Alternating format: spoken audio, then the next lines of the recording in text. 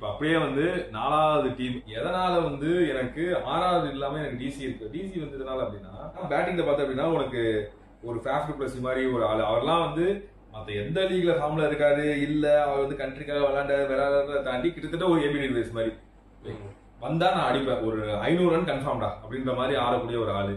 KL ராகுல் again பயங்கரமான ஒரு கான்ஃபிடன்ஸ் இருப்பாரு. ஆஃப்டர் சாம்பியன்ஸ் ட்ராஃபி முக்கியமா ஜேக் மேக்கர் பயங்கரமான ஃபார்ம் இருக்காரு. ஸ்டப்ஸ் பயங்கரமான ஃபார்ம். அஷ்தோஷ் சர்மா, அபிஷேக் போடல, அக்ஷர் பட்டேல்லாம் வந்து மிஸ்டர் கன்சிஸ்டன்ட் சொல்லிடலாம்.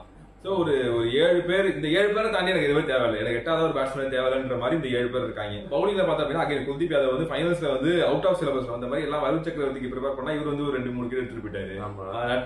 நட்ராஜன் அகைன் அவரோட இன்ஜுரி கன்சர்ன்ஸ் இல்ல அப்படின்னா கண்டிப்பா ஒரு வந்து டெத்லயும் சரி அப்ரண்டா போடுறதுக்கும் பயங்கரமான ஒரு ஆளு. முகேஷ் குமார் சூப்பரான லைக் ரொம்ப ரொம்ப அண்டர்ரேட்டடா இருக்காரு. கண்டிப்பா இந்தியன் டீமுக்கே இன்னும் கன்சிஸ்டன்டா விளையாடக்கூடிய அளவுக்கு ஒரு திறமை அவருக்கு இருக்குது. ஸோ அவரும் இன்னொரு பக்கம் அக்ஷர் பட்டேல் அவர் ஆள் நல்ல ஆல்ரவுண்டர் போலிங்ல. ஸ்டார்க் அதான் அடுத்தது வர ஸ்டார்க் வந்து எப்படின்னா அகைன் பட்டாபாய்க்கும் பயங்கரமா பட்டாட்டில வைக்கும் அவரு. அதாவது ஃபர்ஸ்ட் ஒரு 12 மேட்சுக்கு நீங்க வந்து 14 மேட்சுக்கு நீங்க அவரை வந்து எதுவும் கண்டுக்காம அவரை டீம்ல வச்சிருக்கீங்க அப்படின்னா கடைசி ஒரு 4 மேட்சுக்கு கடைசி ஒரு 2-3 மேட்சுக்கு ஹெல்ப் பண்ணுவாரு. ஃபைனல்ஸ் செமிஃபைனல்ஸ்ல ஹெல்ப் பண்ணுவாரு. சோ மேபி ஒரு இடத்துல இவங்க விளையாடுறாங்க அப்படின்னா பவுலிங்ல வந்து மேபி இன்னொரு நல்ல ஒரு ஸ்பின் பவுலர் இருந்திருக்கலாம். மேபி அக்ஷர் பட்டேல் குல்தீப் யாதவ் பயங்கரமான டியூவோ தான். ஹெல்ப் பண்றதுக்கு ஒரு பார்ட் டைம் ஸ்பின்னர் யாராவது இருந்திருக்கலாமோ அப்படின்ற மாதிரி ஒரு விஷயம் தோணலாம். ஃபாஸ்ட் பவுலர்ல லைக் ஸ்டார்க்கு மேபி இன்ஜரி இல்ல ஸ்டார்க் ஒழுங்கா பெர்ஃபார்ம் பண்ணல அப்படின்னா அதுக்கு ரீப்ளேஸ்மெண்ட்டுக்கு யார் இருக்காங்க, அந்த அளவுக்கு பெரிய பிளேயர் இருக்காங்களா அப்படின்றது ஒரு டவுட் வருது. மேபி அந்த இடத்துல கொஞ்சம் லேக் ஆகுறவங்களோன்னு இருக்குது. பட் இதை சமாளிச்சு இவங்களால வந்துட முடியும். மேபி இப்ப யாரு கேப்டனாக போறாங்க, இப்ப அக்ஷர் பட்டேல் கேப்டன் இருந்தாலும் சரி, ஆனா கேஎல் ராகுல் கண்டிப்பா கேப்டன் இருக்க கூடாது. ஏன்னா அது இன்னும் அவருக்கு சொல்லிட்டாங்க அக்ஷர் பட்டேல் தான் கேப்டன்.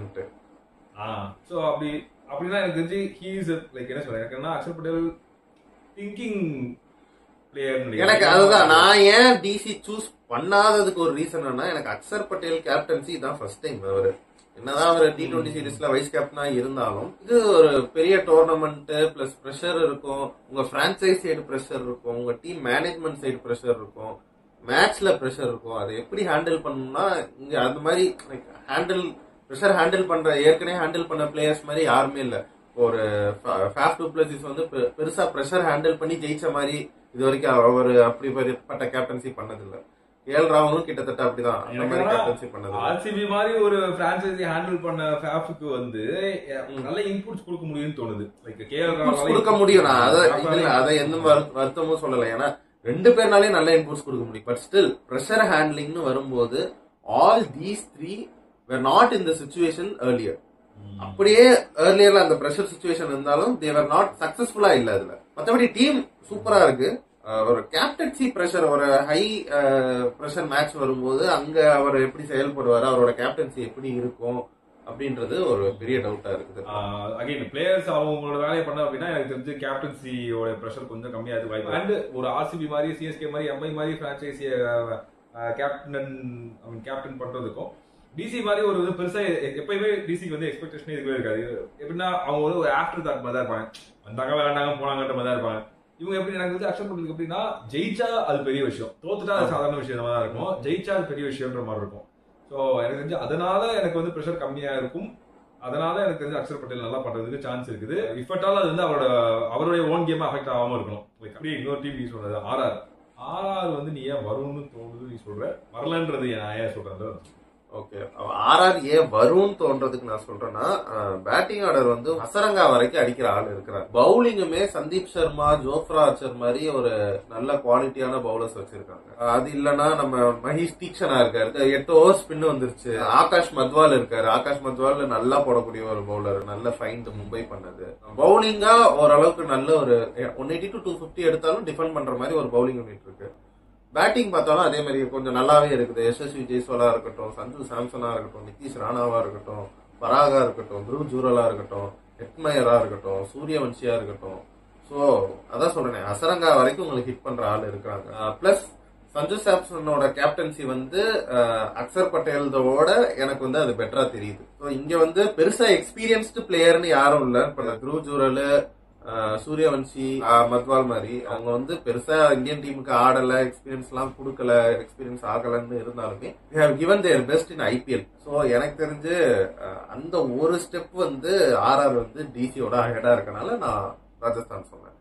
நான் வந்து இதனால ராஜஸ்தான் வரமாட்டாங்கன்னு தோணுச்சு அப்படின்னா அவங்களுடைய தாட் ப்ராசஸே எனக்கு ரொம்ப தப்பா இருக்குன்னு தோணுது. ஏன்னா அவங்க ஆக்ஷன் டைம்லயே அவங்க வந்து பயங்கரமா சொதப்பறாங்கன்னு தோணுச்சு. எப்படின்னா பட்லர், அஸ்வின், சஹல் இந்த மாதிரி 3 இது வந்து தங்க முட்டை போடுற வாத்திரா, இது தங்கத்தை வந்து தகவல் நினைச்சிட்டு இருக்காங்கன்ற மாதிரி இந்த 3 பேரும் ரிலீஸ் பண்ணாங்க. இவங்க நினைச்சிருந்தா அவங்க ரிட்டர்ன் பண்ணிருக்க முடியும். லைக் ஒரு த்ரூ ஜுரேல ஒரு 11 கோடி அந்த ஒரு அவ்வளவு கோடி கொடுத்து ரிட்டர்ன் பண்ணுமான்றது ஒரு டவுட். ஏன் போறாங்க அத்தனை கோடி கொடுத்து ரிட்டர்ன் பண்ணுமான்றது ஒரு டவுட். லைக் ஒரு ஹெட்மயரா அவ்வளவு கோடி கொடுத்து ரிட்டர்ன் பண்ணுமான்றது ஒரு டவுட்.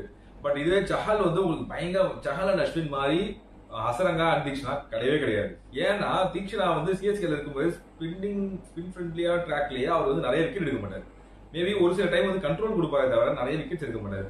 ஹசரங்கா வந்து மேபி ஆர்சிபிலே அவர் வந்து ஓரளவுக்கு நல்லா பண்ணாரு. அதனால மேபி இங்க வந்து நல்லா பண்ணலாம்னு சொல்லலாம். ஏன்னா இது கிரவுண்ட் கொஞ்சம் பெருசு, இங்க விளையாண்டா அப்படின்னா அவர் விக்கெட்ஸ் எடுக்க நிறைய சான்ஸ் இருக்குது அப்படின்னு சொல்லலாம்.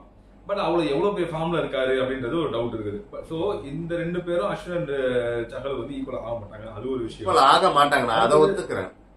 ஆனா but still they are good. இப்ப தீக்ஷனா எடுத்துக்கிட்டீங்கன்னா விக்கெட் எடுக்கலனாலும் he can contain like எக்கனாமிக்கலா பவுல் பண்ணி தந்துருவாரு, which is great in a T20 format.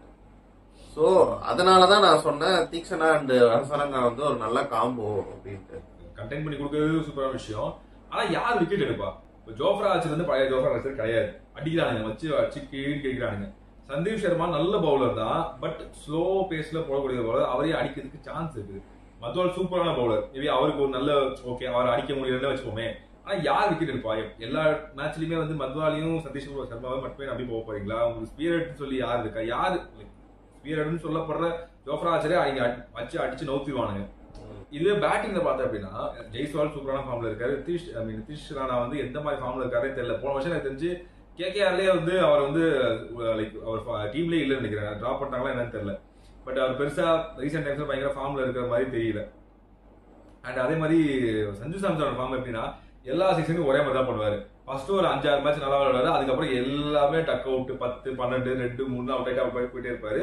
And அதே தான் வந்து கேப்டன் செய்யும். ஃபர்ஸ்ட் ஒரு 8 மேட்ச் பார்த்தா அப்படின்னா ஆஹா இந்த மாதிரி ஒரு டீம் அடிச்சு கடைசி இந்த ஒரு மேட்ச் 2 மேட்ச் ஜெயிக்கிறதுக்கு அப்படியே அல்லாவல பட்டு தடுமாறி தவழ்ந்து உள்ளார போவானுங்க, போயிட்டு பிளே ஆஃப்ல தோத்துட்டு வந்துருவானுங்க. சோ சஞ்சு சாம்சனோட அந்த ஒரு கேப்டன்சி வந்து ஒரு 6-7 மேட்ச் தான் தாங்குது. அது வந்து எனக்கு சஞ்சு சாம்சனோட கேப்டன்சி மிகப்பெரிய ஒரு ஹோலா தெரியுது. அதனால எனக்கு வந்து ஆர்ஆர் குவாலிஃபை ஆக மாட்டாங்களோன்றது மேபி நான் கம்ப்ளீட்லி ராங்கா இருக்கலாம். இவங்க எல்லாரும் சூப்பரா பெர்ஃபார்ம் பண்ணலாம், அது எனக்கு தெரியல. பட் இந்த ஆன் பேப்பர் பாக்குறப்போ இவங்க இதுக்கு பண்ண விஷயங்களை பாக்குறப்போ எனக்கு தெரிஞ்சு குவாலிஃபை ஆக மாட்டாங்களோன்னு எனக்கு தோணுது. இதை தவிர இன்னும் வந்து ஒரு 2-3 டீம் தான் இருக்குது. அதுல பிவிகேஎஸ், ஜிடி, கேகேஆர். ஆனா போன வருஷம் வந்து குவாலிஃபை ஆன கப் அடிச்ச ஒரு டீமே வந்து இந்த வருஷம் குவாலிஃபை ஆக மாட்டாங்கன்னு சொல்றது வந்து அது ஏன் அப்படின்றது என்னுடைய கேள்வி. எனக்கு தெரிஞ்சு பவுலிங்னு பார்த்தா எனக்கு தெரிஞ்சு வருண் சக்கரவர்த்தி விக்கெட் டேக்கர், அதை தவிர வேற யாருமே கிடையாதுங்க. யாரு நீங்க வந்து செல்ல குழந்தை கம்பீரின் செல்ல குழந்தையை நொட்டுவாரு அவர். Okay is effective but still spearhead அந்த மாதிரி நான் சொன்னா எனக்கு அப்படி யாருமே இல்ல. ஆண்ட்ரிக் நார்க்கியாவை நீங்க ஸ்பியர் ஹெட்னு சொல்லுவீங்களான்னு தெரியல எனக்கு. 4 ஓவருக்கு 48 கொடுப்பாரு. ஆமா அந்த ஸ்பியரை கேட்கல, எஃபெக்டிவா போட்டு தரத கேட்கறேன். இப்போ உம்ரான் மாலிக்கே என்னால ஃபுல்லா நம்ப முடியாது, ஆண்ட்ரிக் நார்க்கியாவை நம்ப முடியாது. 2 பேருமே பெரிய ஃபாஸ்ட் பவுலர்ஸ், 2 பேருமே இன்ஜுரிஸ்ல ரொம்ப அடிபட்டவனுங்க. எனக்கு தெரிஞ்ச அந்த பவுலிங் யூனிட் வந்து ரொம்ப ஏனோதானோன்னு இருக்குன்ற மாதிரி இருக்குது.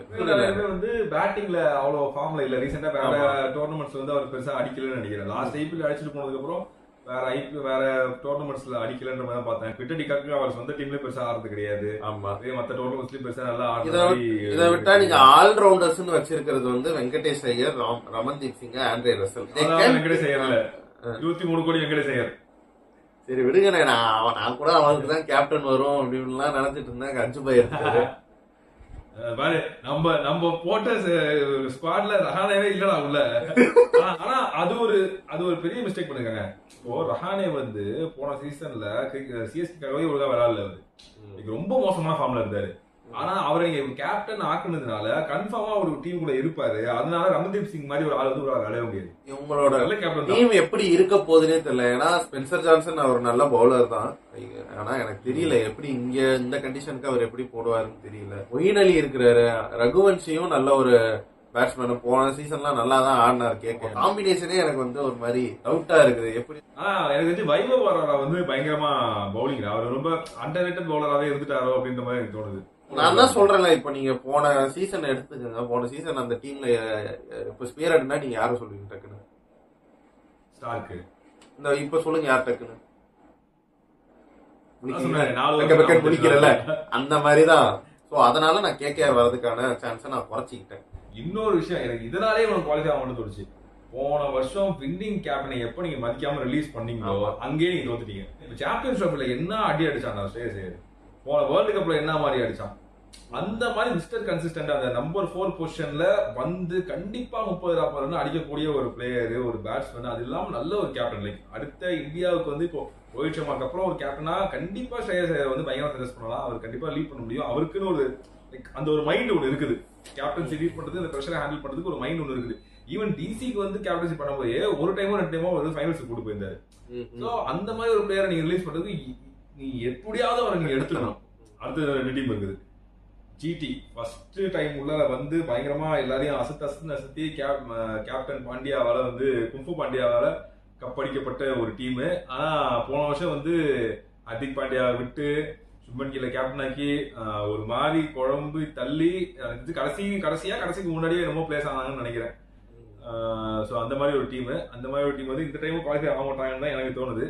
அது ஏன் அப்படின்னா எனக்கு தெரிஞ்சது பேட்டிங் நீ பாக்குறவே பாரு, ஒரு சுப்மன் கில், ஜாஸ் பட்லர், சாய் சுதர்ஷன், அதுக்கப்புறம் பெருசா சொல்றதுக்குன்னு யாருமே இல்லை. எனக்கு ஒரு ஷாருக் கான் வந்து என்னென்னமோ பேசினாங்க, பயங்கரமா 6 அடிப்பாரு, அடுத்த தோனி ஒரு தான் பேசியிருந்தாங்க, ஒண்ணுமே பண்ணல. வாஷிங்டன் சுந்தரும் பயங்கரமான பேட்ஸ்மேனா இல்ல. சாய் கிஷோர் நல்ல பேட்ஸ்மேன், நம்பர் 4ல வந்து அவரால் கண்டிப்பா ஆடி கொடுக்க முடியும். ஆனா என்ன பேசுறேன் வந்து ஒரு சாய் கிஷோர் வந்து வாஷிங்டன் சுந்தரோட நல்ல பேட்ஸ்மேன். நான் என்ன சொல்றேன், டொமஸ்டிக் வேற, ஐபிஎல் வேற. ஐபிஎல்ல வந்து நீங்க வந்து ஆல் சார்ட் ஆஃப் பிளேயர்ஸ் விளையாடுவீங்க, இன்டர்நேஷனல் லெவல்ல இருக்கிற பிளேயர்ஸ் விளையாடுவீங்க. டொமஸ்டிக்ல நம்ம ஒரு ரேர் ஃபைண்டா இருக்கிற ஒரு பிளேயர் மாதிரியோ அவங்களையும் ஃபேஸ் பண்ணுவீங்க. ஸோ ரெண்டுத்தையும் நம்ம கம்பேர் பண்ண முடியாது. ஸோ வாஷிங்டன் சுந்தரோட standard in batting is different from Sai Kishore. So எனக்கு தெரிஞ்சு சாய் கிஷோர் வந்து அவ்வளோ பெரிய பவுலிங் சூப்பரா போடுவாரு லெஃப்ட் ஹேண்டர். ஸோ ஆனா பேட்டிங் வந்துட்டு அவர் பெருசா லைக் ஐபிஎல்ல அவர் கொடுத்த சான்ஸ் வச்சு அவர் பார்க்கும்போது அவர் பெருசா ரன்ஸ். இன்னொரு பேர் நான் மறந்துட்டேன், கிளென் பிலிப்ஸ். வந்து பவுலிங்ல விக்கெட் எடுத்து கொடுக்குறாரு, இல்லையோ ஃபீல்டிங்ல ஒரு விக்கெட் எடுத்து கொடுத்துருவாரு. ஆமா, அவர் Shubman Gill, Jos Buttler, Sai Sudharsan, Glenn Phillips, Shahrukh Khan, Washington Sundar 6 பேர் இருக்காங்க. அது இல்லாம ராஷித் கான் 7 பேர் இருக்காங்க வச்சுக்கோமே. எனக்கு கண்டிப்பா டாப் 3 நல்லா இருக்குது. அதுவுமே ஜாஸ் பட்லர் ஃபார்ம்ல இருந்தாரு போன வருஷம் நம்ம பார்த்தோம். நல்லா விளையாட்டு திடீர்னு பார்த்தா பயங்கரமா அவுட் ஆஃப் ஃபார்ம்ல இருக்க மாதிரி இருந்தாரு. இப்ப வேற கேப்டன்சில இங்கிலாந்து கூட வந்து பயங்கரமா தோத்தாரு. கேப்டன்சியை வந்து வேணான்னு சொல்லி ரிசைன் பண்ணிட்டு வந்துட்டாரு. ஸோ அந்த மாதிரியான ஒரு மைண்ட் செட்ல உள்ள வராரு. சுப்மன் கில் போன டைம் கேப்டன்சி பண்ணி பயங்கரமா ஒன்றும் பண்ணல, ரொம்ப மோசமா தான் பண்ணாரு கேப்டன்சி. லைக் சுப்மன் கில் பார்த்தா அப்படின்னா லைக் இந்த டோர்னமெண்ட்லயுமே இந்தியா ஜெயிச்சதுனால சுப்மன் கில்லோட அவரோட வீக்னஸ் தெரியாம போயிடுச்சு. மொக்க டீம் கூட, பங்களாதேஷ் கூட, பாகிஸ்தான் கூட நல்லா விளையாண்டாரு, மற்ற எந்த டீம் கூட நல்லா விளையாடல. அவர் அகமதாபாத் பிட்ச்ல அவர் வந்து பயங்கரமா விளையாடலாம், பட் வெளியே பிச்சர்ஸ்ல எப்படி ஆட போறாரு, எப்படி கேப்டன்சி பண்ண போறாரு தெரியல. ஷாருக் கான் சொன்ன மாதிரி பெரிய நல்ல ஃபார்ம்லாம் கிடையாது. வாஷிங்டன் சுந்தரால பேட்டிங்ல வந்து ஒரு 30 ரன் 40 ரன் கன்சிஸ்டன்டா அடிச்சு கொடுக்க முடியாது. சாய் கிஷோரும் சேம் அதே கதை தான். கிளென் பிலிப்ஸுக்கு ஒரே மோடு தான், அடிச்சா அடிப்பேன் இல்லைன்னா அவுட் ஆகுன்ற மாதிரி மோடு தான். ஸோ பேட்டிங்லேயே ஒரு மாதிரியான ஒரு டீமா இருக்காங்க. பவுலிங்ல பார்த்தா அப்படின்னா அதே மாதிரி தான் கிட்டத்தட்ட. சிராஜ் வந்து பார்த்தா ஆர்சிபி லைக் பெங்களூர் மாதிரி ஒரு பிட்ச்ல முடிஞ்ச அளவு நல்லா ட்ரை பண்ணாரு. இந்த பிட்ச்ல எனக்கு தெரிஞ்சு அதோட கண்டிப்பா நல்லா தான் போடுவாரு தெரிஞ்சு. ரபாடா கண்டிப்பா நல்ல ஒரு பவுலர், கோட்சே செம பவுலர். இந்த 3 பேர் சூப்பர். பவுலிங்ல அதே மாதிரி எனக்கு ராஷித் கான் வந்து பழைய ராஷித் கான் கிடையாது.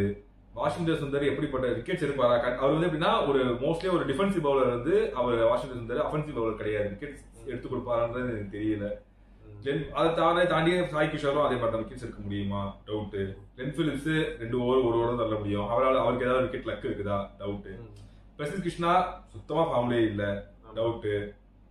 சோ இந்த மாதிரி டவுட் இந்த டீம் ஃபுல்லாவே எனக்கு தெரிஞ்சு டவுட்டா தான் இருக்குது. கான்பிடென்ட்டா இந்த 3-4 பிளேயரால கண்டிப்பா இந்த டீமை வந்து ஒரு செமிஃபைனல்ஸ் வரைக்கும் கொண்டு போக முடியுமா. கப் அடிக்கலாம் அடிக்கலன்றது அடுத்தது.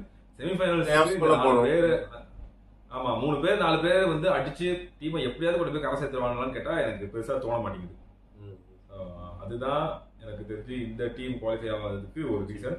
அடுத்தது எப்பயுமே உள்ளார வந்து ஆக்ஷன்லயும் சரி டோர்னமெண்ட்லயும் சரி ஒரு தேல்புத்திரிசிங்கா இருக்கிற ஒரு டீம் வந்து பிபிகேஎஸ்.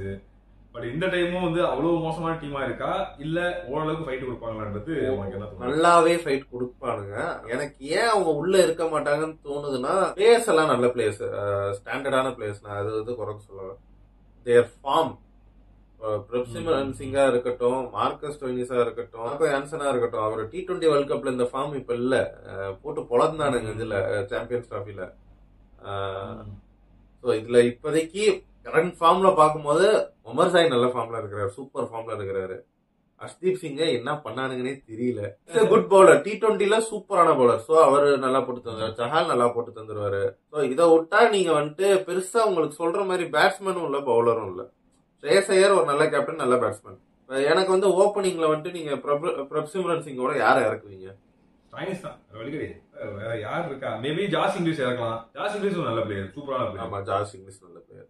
சோ அதான் கரெக்ட் ஃபார்ம்னு ஒண்ணு இருக்குல்ல, அது எத்தனை பேருக்கு இருக்குன்னு தெரியல. பிளஸ் அதுல வந்து சஷாங்க் சிங் நல்ல பிளேயர். போன சீசன் செம்மையான ஃபைட் அவரு. சஷாங்க் சிங்கும் சரி, அசுதோஷ் சர்மாவும் சரி. அசுதோஷ் சர்மா இந்த டீம் இல்ல, பட் இந்த டீமுக்கு தான் போன வருஷம் ஆனாங்க. அதை ஏன் விட்டானுங்கன்னு தெரியல. எனக்கு என்னன்னா இந்த டீம் வந்து இப்ப நம்ம குவாலிஃபை ஆகாதுன்னு சொல்ல ஒரு ரெண்டு டீம், ஆர்ஆர் இருக்கட்டும், சரி ஜிடிஆர் இருக்கட்டும், கேகேஆர் இருக்கட்டும், அந்த அளவுக்கு மோசமா இவங்க வந்து தோக்க மாட்டாங்க. இவங்க வந்து மேபி இந்த 4+1 5 சொன்னது தெரியுமா, அது 5th டீமா இருக்கிறது கூட சான்ஸ் இருக்கு. நம்ம வந்து ஒரு ஆர்சிபி சொன்னோம் 5th இருக்கிறதுக்கு. இவனுக்கு நல்லா விளையாண்டானுங்க அப்படின்னா மேபி ஒரு மார்க்கஸ் ஸ்டாயினிஸ்க்கு பதிலா வந்து ஒரு ஜாஸ் இங்கிலீஷ் கொண்டு வந்தாங்கன்னா, பிரப்சிமரன் சிங், ஜாஸ் இங்கிலீஷ், நேர் வந்தரான சூப்பரா விளையாடக்கூடிய ஆளு, ஸ்ரேயஸ் மிஸ்டர் கன்சிஸ்டன்ட், சஷாங்க் சிங் நல்லா அடிச்சு கொடுக்குற ஆளு, உமர் சாய் நல்லா அடிச்சு கொடுக்குற ஆளு, மார்க்கோ யான்சனால ஒரு 10-15 யூஸ் அடிக்க முடியும். ஸோ இவங்க வந்து ஒரு லைக் பஞ்சிங் அபவ் தேர் வெயிட்னு சொல்லுவாங்க. அந்த ஒரு இது இவங்க பண்ணாங்கன்னா கண்டிப்பா இவங்க நல்லா ஃபைட் கொடுக்கக்கூடிய ஒரு டீம். பவுலிங் நல்ல பிளேயர்ஸ் இருக்காங்க, ஒரு பெரிய பிளேயர். பவுலிங் நல்ல பிளேயர்ஸ் இருக்காங்க. யார்? மேக்ஸ்வெல்லா நான் சேர்க்கவே மாட்டேன். அந்த ஆள் வந்து நம்ம சேர்க்கலாம், டீம் சேர்க்காம இருக்குமா? அதாவது என்ன, அந்த ஆளை நம்ப முடியாது. நான் சொல்றேன்ல, நம்பிக்கையா நான் யாரையா விளையாடுவாங்கிறது தான் பேசியிருக்கேன். அந்த ஆளை நம்ப முடியாது. நீ அந்த ஆளை அடிச்சுக்கிட்டோம், அது பாத்துக்கலாம். 12th மேனா யூஸ் பண்ணிக்கலாம். சப்போஸ் 3 ஃபாரினர்ஸ் தான் ஆடுறாங்கன்னா 12th மேனா யூஸ் பண்ணிக்கலாம், அது ஒன்றும் பிரச்சனை கிடையாது. இப்ப பவுலிங்ல பார்த்தா அப்படின்னா அஷ்தீப் சிங் நம்பர் 1 பவுலர் T20ல, அவரு செமையா போடக்கூடிய ஆளு. லைக் சஹல் சூப்பரா போடக்கூடிய, ஹர்ப்ரீத் பார் வந்து பயங்கர அண்டர்ரேட்டட். லைக் எப்படி வந்து ஒரு வைபவ் சொன்னோமோ அதே மாதிரி ஹர்ப்ரீத் பார் பயங்கர பெரிய விக்கெட்ஸ் எடுப்பாரு. ஒரு வைஷாக் விஜயகுமார் பெங்களூர்லயே நல்லா போட்ட ஆளு, கண்டிப்பா இந்த பிட்ச் அவருக்கு கண்டிப்பா ஹெல்ப்ஃபுல்லா இருக்கும். உமர் சாய் சூப்பரான ஒரு ஆல்ரவுண்டர், அவரால் பண்ண முடியும். கூட ஒரு நல்ல பவுலர் தான் இங்க. லைக் மார்க்கஸ் ஸ்டாயினிஸ் வந்து நல்ல ஃபார்ம்ல இருந்தாருன்னா அவரு ஒரு பவுலர். லைக் 7 பவுலர் இவங்க வச்சிருக்காங்க. ஸோ எனக்கு வந்து இவங்க பவுலிங்ல இவங்க வந்து மற்றவங்களுக்கு பயங்கரமா டஃப் கொடுக்கறதுக்கு சான்ஸ் இருக்கு. மேபி அந்த 5வது டீமா ஆகிறதுக்கு வரதுக்கான சான்ஸ். இதான் நம்மளுடைய ப்ரெடிக்ஷன். இது எல்லாமே வந்து ஆன் பேப்பர் ப்ரெடிக்ஷன் தான். இது எல்லாமே எங்களுக்கு இருக்கிற கிரிக்கெட் நாலேஜ் நான் சொல்றதுதான். IPL one of the most unpredictable tournament. Like போன வருஷம் பார்த்தா ஆர்சிபியா இருக்கட்டும், லைக் இதுவரையும் லைக் போன வருஷத்துக்கு அது கேகேஆர் வந்து கப் அடிப்பாங்கன்னு நம்ம வந்து யோசிக்காத இருக்கட்டும். எப்பவுமே சிஎஸ்கே மும்பையில போவோம். ஆனா எதிர்பார்த்த டீம் எஸ்ஆர்எச் மாதிரி வந்து கப் அடிப்பாங்க. லைக் பயங்கரமா வந்து அண்டர்டாக்னு நினைக்கிற டீம் வந்து பயங்கரமா அடிச்சு மேல தூக்கிட்டு வருவாங்க. ஸோ இந்த மாதிரி பயங்கர அன்பிரடிக்டபிளா போகக்கூடிய ஒரு டோர்னமெண்ட் இது. பார்ப்போம் நம்ம ப்ரெடிக்ட் பண்ணது நடக்குதா இல்ல எல்லாரும் வந்து எந்த டீம்லாம் வந்து நம்ம வந்து சர்ப்ரைஸ் பண்ணதுன்றதை வந்து இன்னும் ஒரு வாரத்துல இருந்து பார்க்க ஆரம்பிச்சிருவோம். அண்ட் இந்த வீடியோ பிடிச்சிருந்தா லைக் பண்ணுங்க, ஷேர் பண்ணுங்க, மறக்காம வந்து கமெண்ட் பண்ணிட்டு சேனல் சப்ஸ்கிரைப் பண்ணுங்க, பக்கத்துல பெல் ஐகானை கிளிக் பண்ணுங்க. தேங்க்ஸ் அந்த ஆப்ஷன் சூஸ் பண்ணி கணக்கே சொல்லுங்க. இதே மாதிரி இன்னொரு வீடியோவில் வந்து மீட் பண்றோம். நன்றி, வணக்கம்.